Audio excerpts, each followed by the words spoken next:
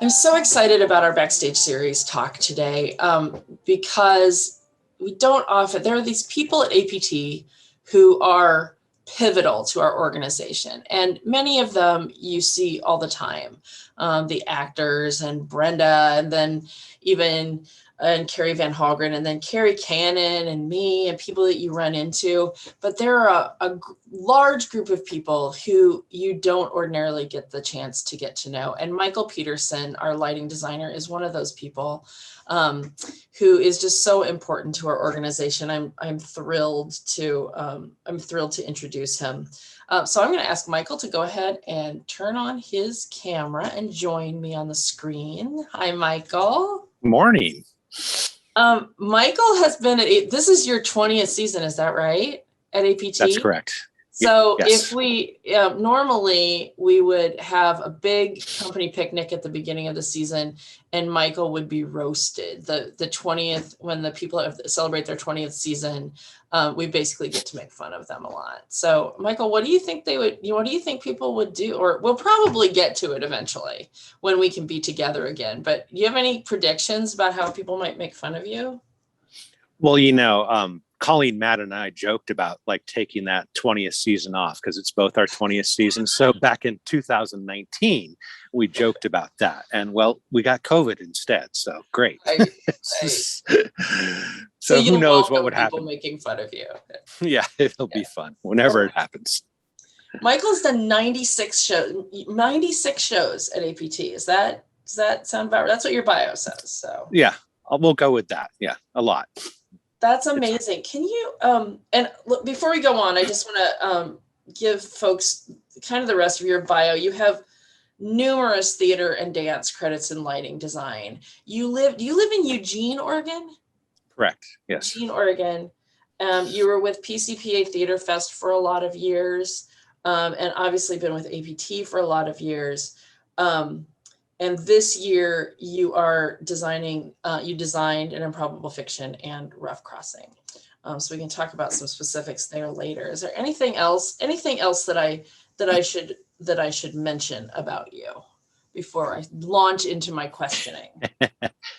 No, I'm just really blessed to have the career that I have and to work with companies that are so much involved with the process and care about their artists and the work that we do.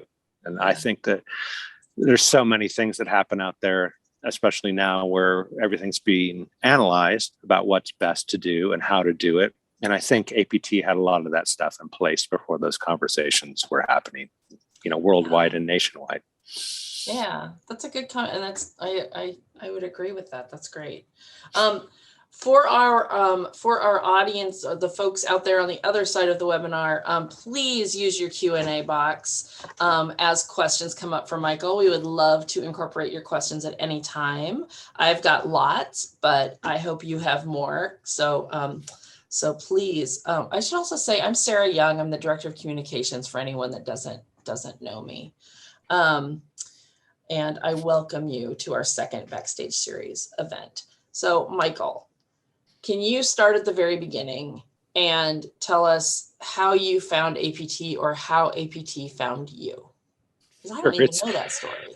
It's kind of a unique story. There was a lighting designer based out in New York named Bob Jarrett, and Bob and I have known each other for years and years and worked at PCPA for years and years together. Mm-hmm. PCPA has an outdoor theater in Solvang, California. And Bob and I worked in that theater as well as the indoor theaters in Santa Maria, California. And when APT first did one of the big renovations up the hill, which was to get rid of this lighting scaffolding and put lighting towers up, Bob had designed one summer at APT already, and he contacted me to provide drawings for the lighting towers in the Solvang Theater as a basis to design the lighting towers up the hill. Okay. So then that renovation happened before the 2000 season, I believe. Right. Same with Bravo happening, quickly followed that. I was doing a show in Milwaukee in 2000, and they were looking for someone to do the tour that year, which I could not do. But a couple people came and saw my work in Milwaukee, and then Bob took a job at the Oregon Shakespeare Festival for 2001. And then a conversation happened with me to do the 2001 season at APT, and the rest is history.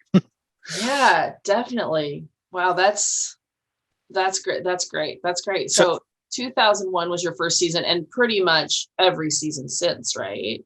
Correct. Yeah. And it was like walking up the hill for the first time was like kind of going back to another home, because the lighting towers resembled where I'd worked so many years outdoors in California. So that was a little bit of a trip to experience some familiarity in an unfamiliar location. So did we actually use that design for those towers then? Yeah, what was improved is in the California theater, it was a 1-pole tower, and our towers up the hill are a 2-pole tower. So 2 poles support each tower. Yeah. Mm-hmm. Yeah. Oh, that's a bit of history that I absolutely did not know. So it goes back to, theater is all about who you know and the connections you make. Absolutely. It's a very small world, and I'm blessed that small world has treated me well over the years. Yeah, absolutely. So did you live on the West Coast? Have you lived on the West Coast for most of your career? And yeah, I grew up in California. I've lived in Oregon twice now, and in California. Yeah. Mm-hmm. Mm-hmm. Cool. So you said that walking up to the hill was, felt like home because it reminded you of PCPA. What about, you obviously, once you started at APT, you haven't left. So what made you want to keep being here? I think I'll remember the day of the very first preview. I was there in 2001 in that summer, and I said, well, how many people are going to be here tonight in the audience? And they're like, full. I'm like, get out. Full? And they're like, yeah. And just the energy from the audience from that first performance that I was there for, as it continues, it's such a dedicated and smart audience. And then, both through David's leadership and now Brenda's leadership, it's really an amazing company to work for. And it's really about the work and doing the best that we can do about the work and making sure we're doing the right work. And that has always made me feel like it's a place to be because of caring about the people and the work. Yeah. Great. I'm curious, can you give us sort of lighting design at APT 101? For some folks, I think aren't super familiar with what the lighting design process is. So both lighting design in general, but also at APT, could you start back? Brenda says, okay, Michael Bro says, you're going to design these shows. Can you just walk us through all the steps? Sure. It can be anywhere from 18 months to 12 months out that we start on a show, sometimes longer. And for me as a lighting designer, it's more about being familiar with the play and then giving, some input to the design team and the director as well. And then seeing where that goes in terms of the physical environment that the play starts to evolve into. And then as we get that physical environment more flushed out, I have more input in terms of I start to get pictures in my head about what the show could be. And then we do the design conference and finalize those designs. And that's, mid-March, and rehearsals start beginning of May. And there's a rep plot that I design, and that rep plot is focused with no scenery on stage. And it has about 175 individual lighting instruments that just light the stage with no scenery on it. And then when a show is due design-wise for lighting, there's anywhere from 30 to 50 specials that are specific just to that show. And then there are color filters that go in each individual light that are specific to that show. And all that stuff is due to APT before I even get on property and have seen a rehearsal. So there's lots of conversations with the director, and it's really about building pictures in my head and hopefully helping the director build pictures in his or her head about what we believe is the look for the show.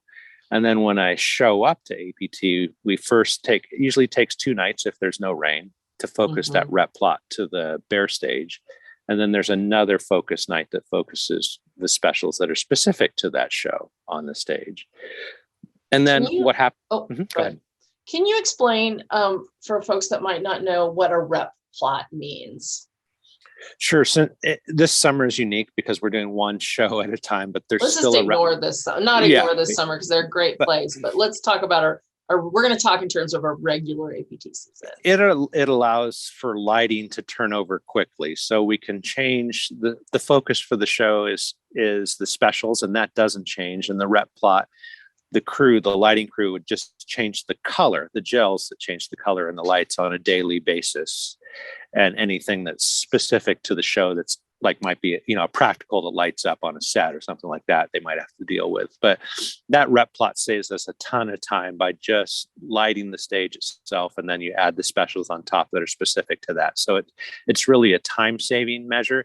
It's a limiting measure in the fact that you can't change the focus on any of that. So it is what it is, and it deals with the bare stage. And sometimes there are things that you have to deal with that the rep plot can't deal with. And that's usually height, anything that has a upper level or extends out from the stage floor itself. So it really is a time saver for us on a daily basis. Really are. When you design that rep plot, you're designing it for the bare, almost for the bare stage, so that any scenery that goes onto it.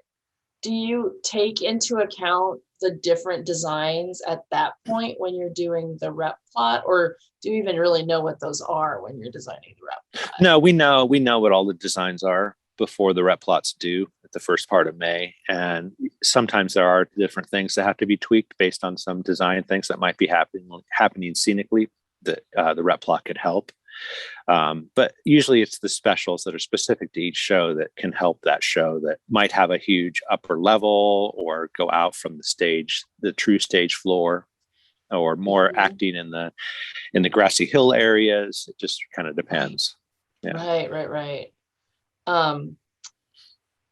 So, and who are you talking to at the very beginning? Like when you're talking to the directors? Who else is in that room, or this year in that Zoom room talking about? The full design team is in that. So scenery, costumes, sound, there might be a movement, and also the text might join in on that meeting. But it's basically the core designers talking about what that environment is going to be. And like you said, you would start in a normal year, 12 to 18 months ahead of the season. So it just goes from sort of a director. Does it start with the director saying, I kind of feel like this way about it, and then it kind of gets more specific? It's very broad at the beginning, and there might not be a lot of input lighting wise from the director until the environment is decided upon. And then it just keeps building and building and building. I think the hardest part is you're building pictures in your head as a lighting designer, and then how do you get those pictures out of your head into reality on stage in a very limited amount of time up the hill, because you can only make it dark at night.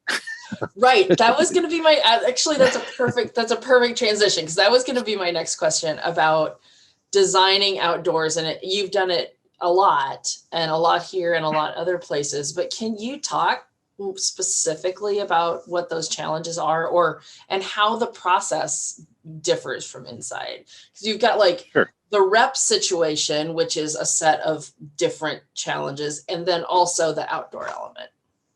Sure. I mean, the outdoor element is huge, because we basically have 3 nights, and that translates into 12 true hours of tech with the actors under stage light. And that time goes by very quickly. And hopefully there's no weather involved in those 12 hours. Sometimes there is. And it depends on the complexity of the show, but it's high pressure in terms of getting that picture out. You're looking at your work for the first time. Everyone else is seeing your work for the first time. I can't show a costume rendering or costume swatches or a scenic model or play a sample of the music if I'm a composer. So it's really, those 12 hours are really crucial to getting the lighting design finalized. And you also, and you make tweaks during and after previews and get it ready for opening. But there's a lot of work that happens during the day, and I make changes in the computer based on what I've seen in rehearsal during the day.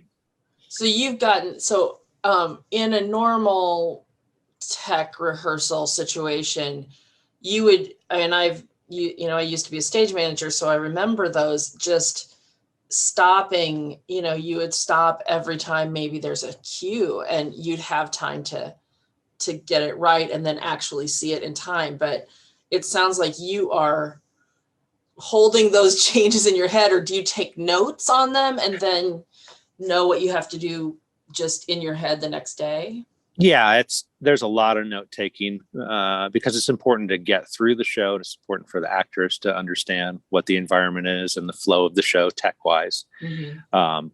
And sometimes if it's something that really does need to be addressed with actors on stage, we'll either do it after we get through the show and address rehearsal situation. So we usually have an hour of extra time, or we stop and fix it in the moment. But it's really, trying to get through the show and trying to adjust on the fly. So much different when you're than being indoors and you can make it dark anytime you want to. Right. So it's probably half or less than half the amount of time that you would normally have indoors. Is that accurate to say? Yeah, that's pretty accurate. Yeah. I mean, I often go to some of those tech and dress rehearsals, and it's amazing what what you do or don't do in terms of stopping and starting up again. So yeah, and it's all about finesse, and I use that time about finessing all the way up to opening to really tweak it to where it's where I want it to be. Yeah. And can you talk about a little bit how you work with the other, or just for folks that might not know, who are the other members of your team in terms of lighting, and how do you work with them during that process? Right. This year we have 2 members of our lighting team. We have a lighting supervisor and then a master electrician. And the lighting supervisor, Emily, oversees the entire lighting department just for Up the Hill and for the Touchstone. And our master electrician is focused on keeping the Touchstone running. And so all of my design work goes to Emily, and it's Emily's job to make sure that everything gets in place. So when I arrive on property, we're ready to go. And so then when she and her crew would hang all the lights before you come. Correct. Yeah. So when it's time to focus the lights, we're ready to focus and we're ready for tech.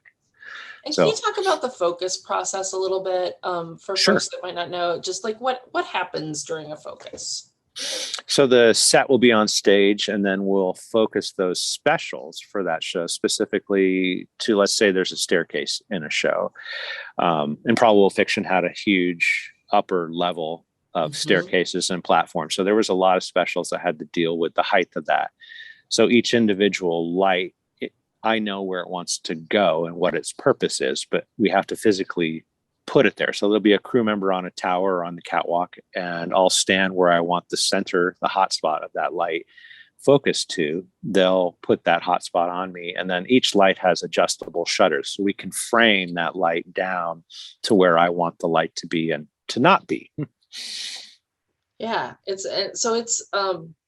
it could take anywhere from a minute to a few minutes to focus each light. Is that fair to say? Yeah. It just depends on how complex the focus is. Yeah. So it can take, an hour, 2 hours, 3 hours to focus the specials for a show.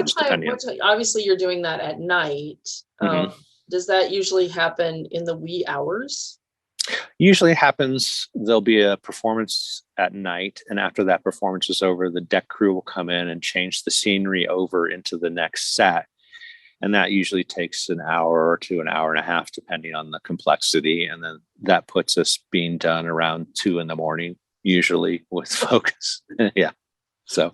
Wow. I've commented before, I mean, not this year as much, but it's fascinating to me how APT really becomes a 24/7 operation at certain times of the year, because you guys are working till 2, 3 a.m, and then maintenance will come in at 5 or 6, or and scene shop and costume shop, and so it's really, you don't I'm working my banker's hours here in the office, but you realize that there are just people here all the time doing work. Yep. Never really quiet. Right. Folks, I want to remind you to please jump in and use that Q&A box. because Michael would love to answer your questions, although I have more for him, but please feel free to comment and to ask questions. All right, Michael, can you talk? This is a question that our audience usually comes up, so I'm just going to head it off and ask you. Can you talk about your training, and can you talk about your background and how you figured out to be a lighting designer? I was really lucky in high school, way back when, before everything was cut from schools.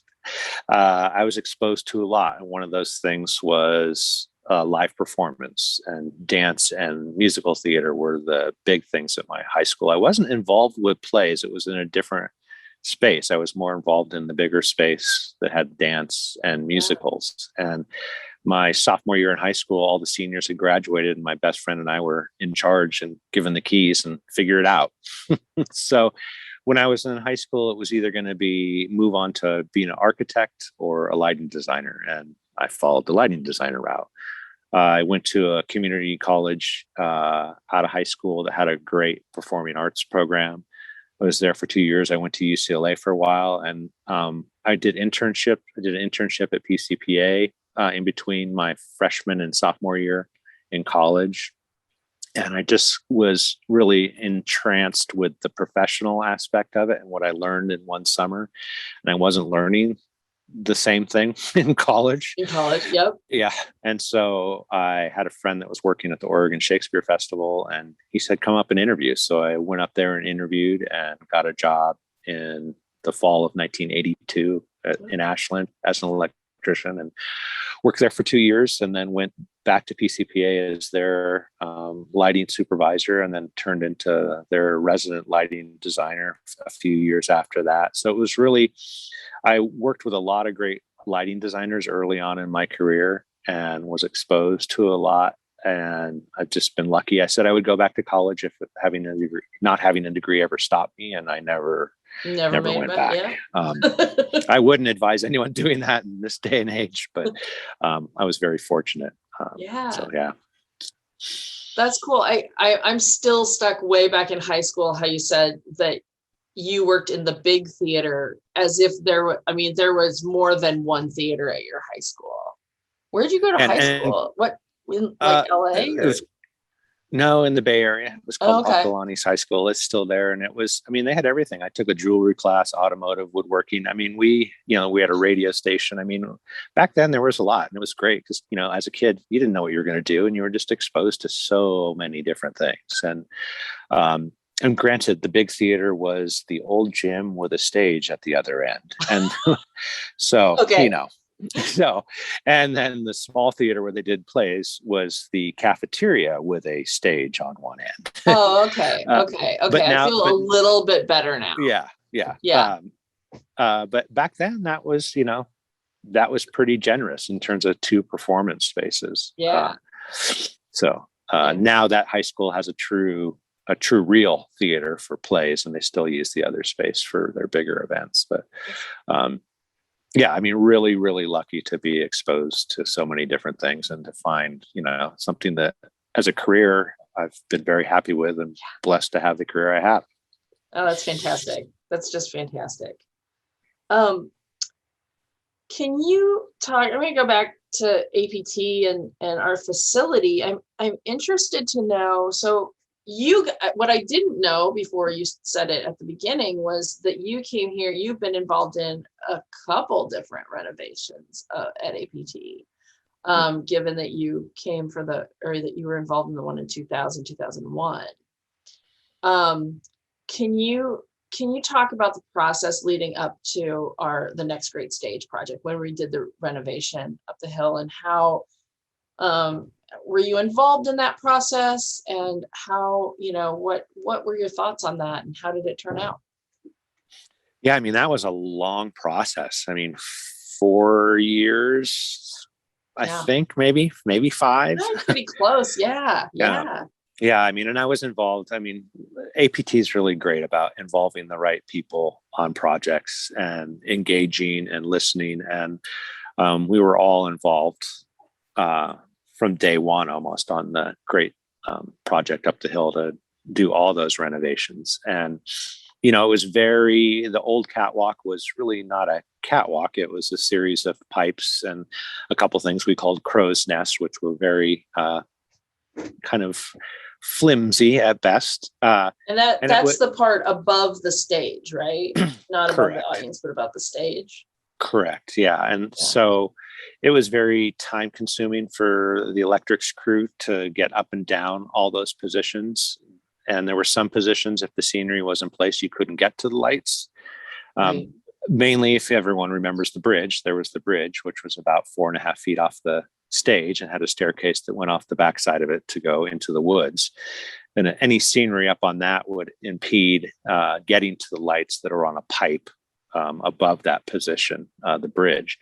So the bridge was kind of that raised platform that was in the middle of the stage. Correct. Yeah. Not tall enough to walk under, but tall enough to serve as a unless you're a child. Second level, unless you're a child. Yes. So we knew our number one thing was making that whatever that new catwalk was going to be above the stage, that you climb up it and you can access the entire catwalk, and then when you're done, you climb back down. And getting it to right height. The old lighting pipes that were the catwalk were too low, in terms of the angle to light the stage in some places and keep the light out of the audience, because that's the trick too. Is we don't want a lot of light lighting up the audience. We want the light lighting up the stage and not the audience. Right.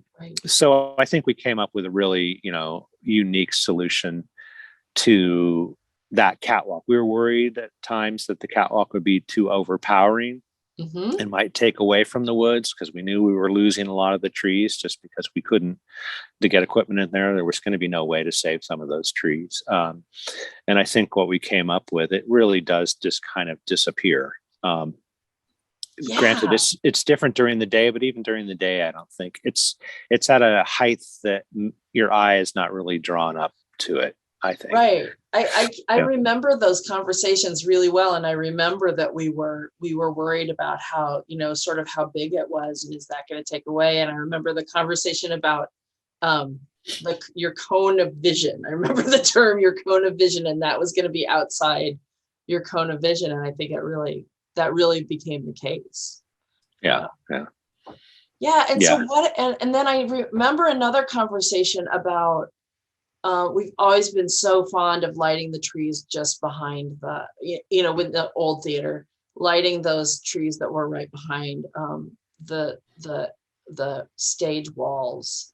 And there was so much conversation and so much worry about losing that and losing those trees. But the solution that you dreamed up, I think you dreamed it up or figured it out. Yes. is spectacular. And can you talk about that a little bit, that process? Sure. I mean, we knew we were losing trees. What we were gaining is we were going to see farther into the woods than we normally saw. And we really wanted to get as much bang for our buck out of those trees as we possibly could, because that really is our background for some of those shows. Some shows we never turn the woods on because it might be an interior scene and we don't need that. We don't need the support of those woods, but we invested in LED fixtures that are highly rated to be outdoors under any conditions, so they will not fail when the weather is bad.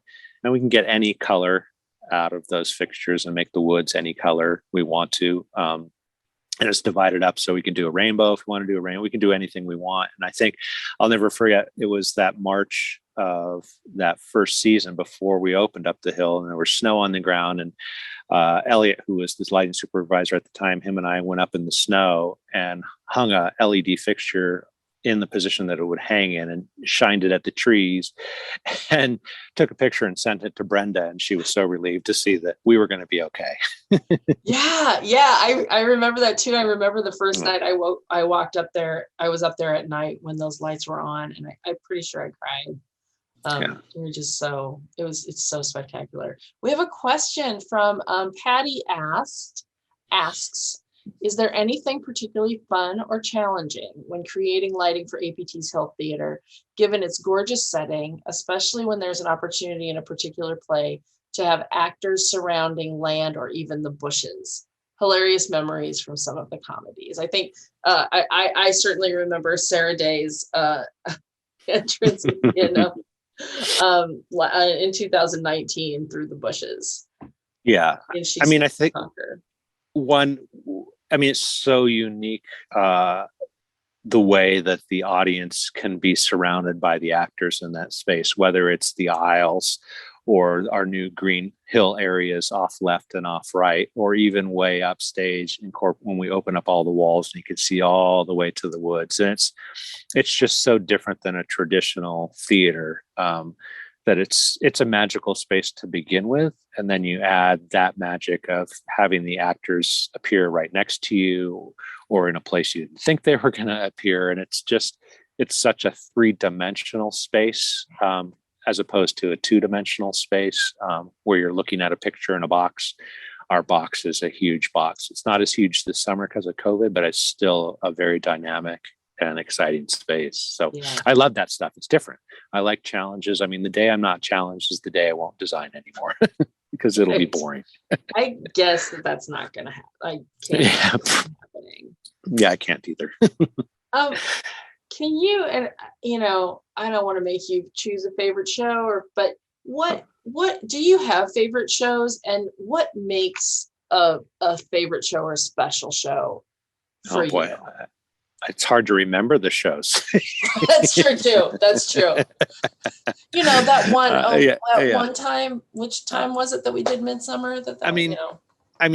Everything changes every year, and there's special things every year. I think visually, sometimes there are shows that are beautiful. Night of the Iguana, I think visually was just turned out to be a really beautiful show. I mean, all around, all elements. Todd Rosenthal's set, just really beautiful. And the way I could light that and just what the play lent itself to was just gorgeous. I think when we opened the new space after the remodel with Midsummer was a beautiful show. Yeah.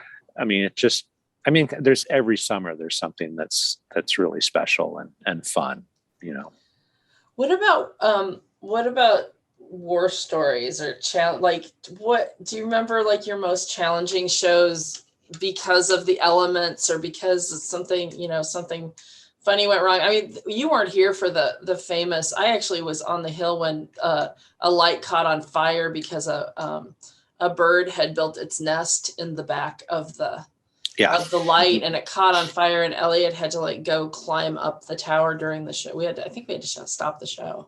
But yes, any creatures or weather or things that make your life even more challenging. Oh, I remember one tech rehearsal where, it just rained so hard that, it was as if every fire hose in Iowa County was aimed at the stage. And there was just no way we were going to rehearse. It was just solid rain. And you just have to, shrug your shoulders and not stress about it. And the next day will hopefully be better.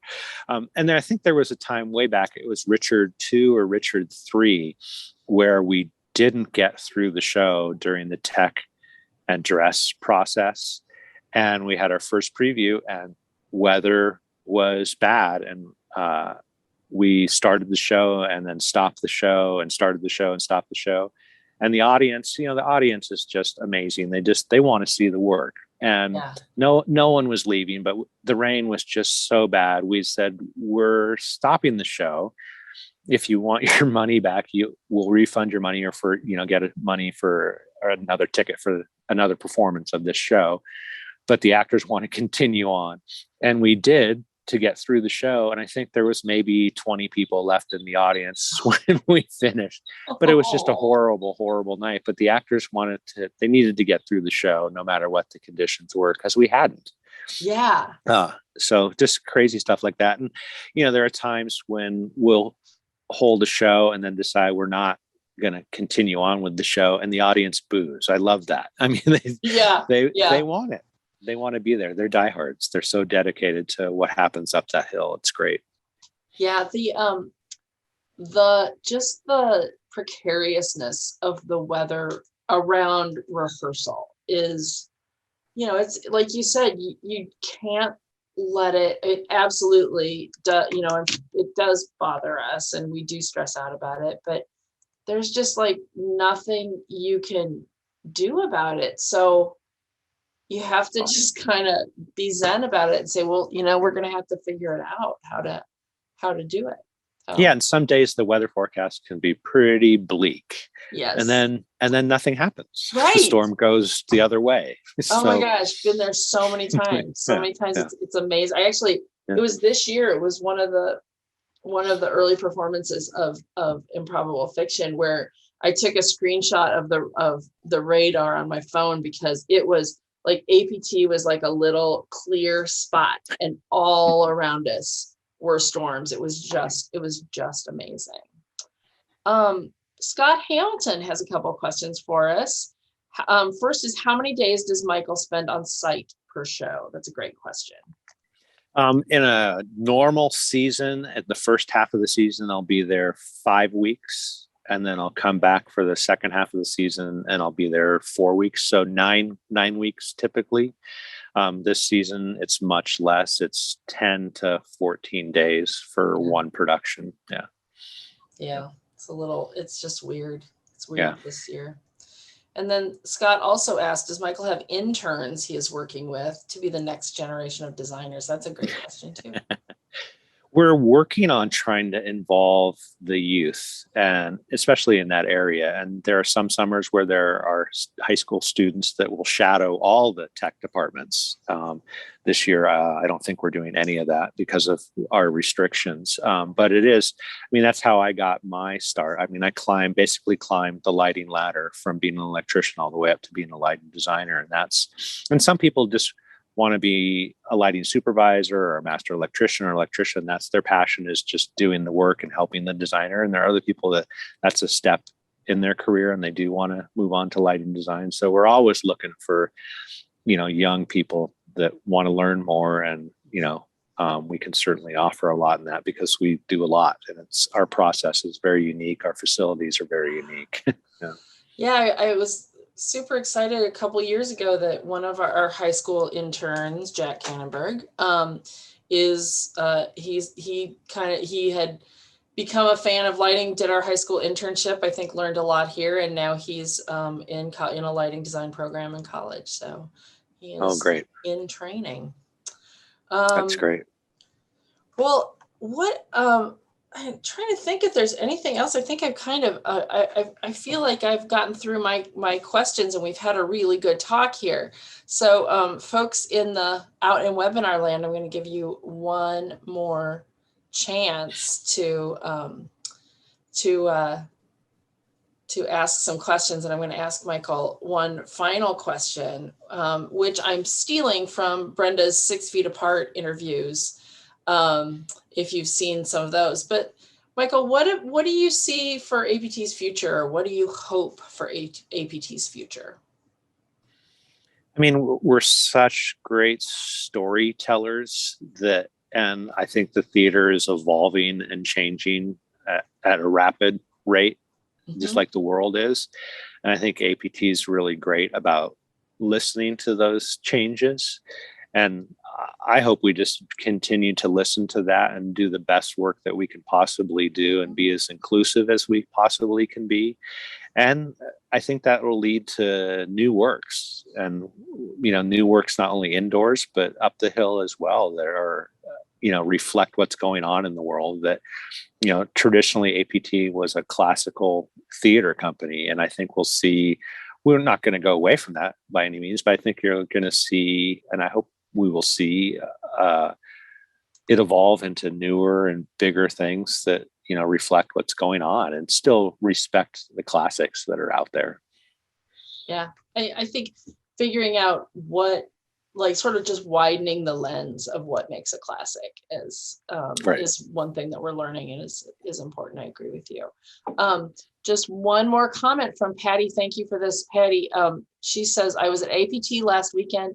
I want to say how much I love being back. The lighting coming on more visibly as darkness settles in is just magic. Oh. Yeah, you think about it, it is such a ritual to park your car in that parking lot, have a picnic, have a glass of wine or whatever, and then put your stuff away and walk up that hill and experience hopefully a great live play. Absolutely. There's nothing like it.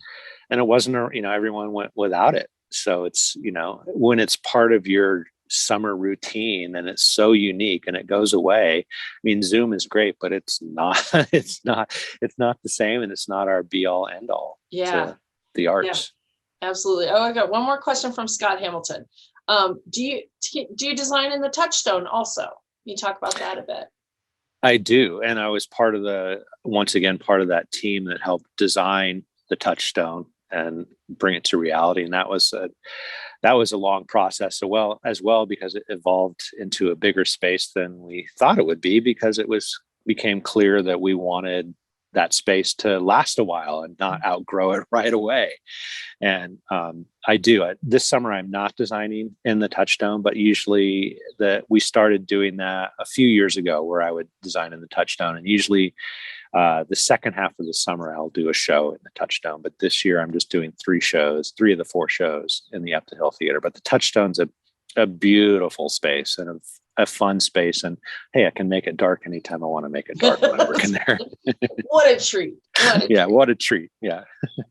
Excellent. Well, we are almost out of time. And Michael, I just thank you so much for being here and talking to our audience and letting them get to know you a little bit. One of the very important people that they may not always get to talk to. And let's hope you're here for another 20 years. Yeah, thank you. It's been great. All right, take care. We'll see you out here again soon. All right. See you. Thank you, everyone. All right. Bye. Bye, folks. Bye.